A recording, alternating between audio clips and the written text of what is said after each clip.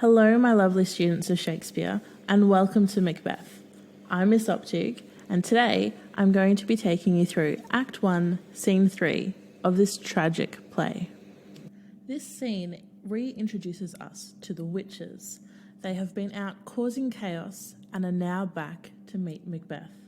We have so much to catch up on. What have you all been up to? Not much, just killing pigs. Well, I met a young lady who was so rude to me that I decided to go after her fiancé. He was a sailor, you see, and I manipulated the tides to the point where he almost drowned. That does sound like tremendous fun.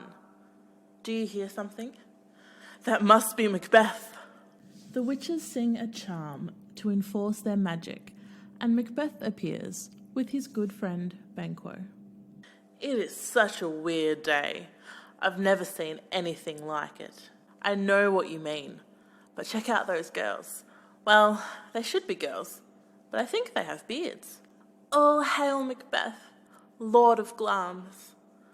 All hail Macbeth, Lord of Cawdor. All hail Macbeth, the future king. Why are you just giving him these prophecies? What about me? You will be less than Macbeth, but more. You will be less happy, but happier. You will produce kings, but you will not be one yourself. Please, can you tell us some more? I need to know more about what you said. The witches vanish into thin air. Where on earth did they go? I don't know, Your Highness. Ha! Yes, I will be king. But your kids will be kings. Yeah, but you'll be Lord of Cawdor too.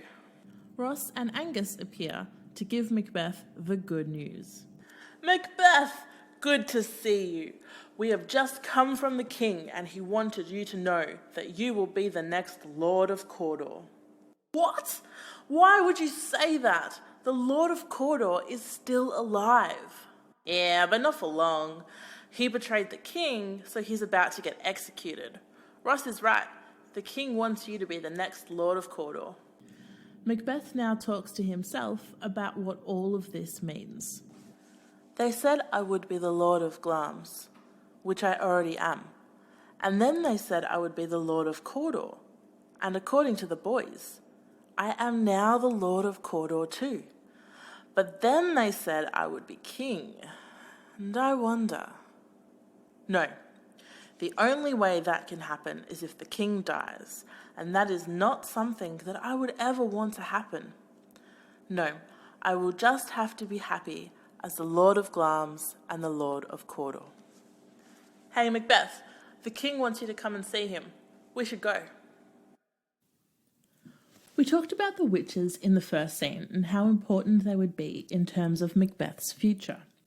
And they have just given him some prophecies. They called him the Lord of Glamis, the Lord of Cawdor, and the future king. Macbeth already knows that he is the Lord of Glamis. It was the title he inherited when his father died. But he laughs off the other titles, not believing that they would be able to happen. Banquo then demands some prophecies too. So the witches tell him that he will be less than Macbeth but more, that he will not be so happy as Macbeth but happier, and that he will father kings even though he won't be one himself. This sounds like a lot of gibberish, but what it's saying is that Banquo will, overall, be a better man than Macbeth, and that he will have a better legacy than Macbeth. Essentially, his kids and their kids will be far better people than Macbeth could possibly dream of being himself. Macbeth tries to question the witches further, but they have all disappeared. Macbeth and Banquo have a good laugh about what the witches told them, as neither of them really believe it. But then Ross and Angus show up and tell Macbeth that he is going to be the new Lord of Cawdor.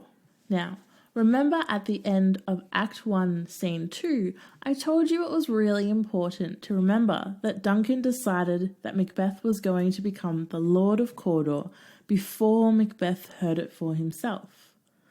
Well, this is why it was so important.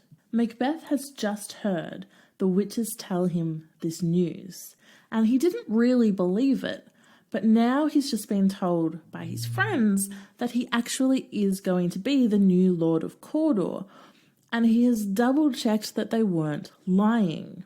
Now that he's heard this news, he's starting to think that maybe the prophecies might actually be true, which means that he might actually possibly one day be the king.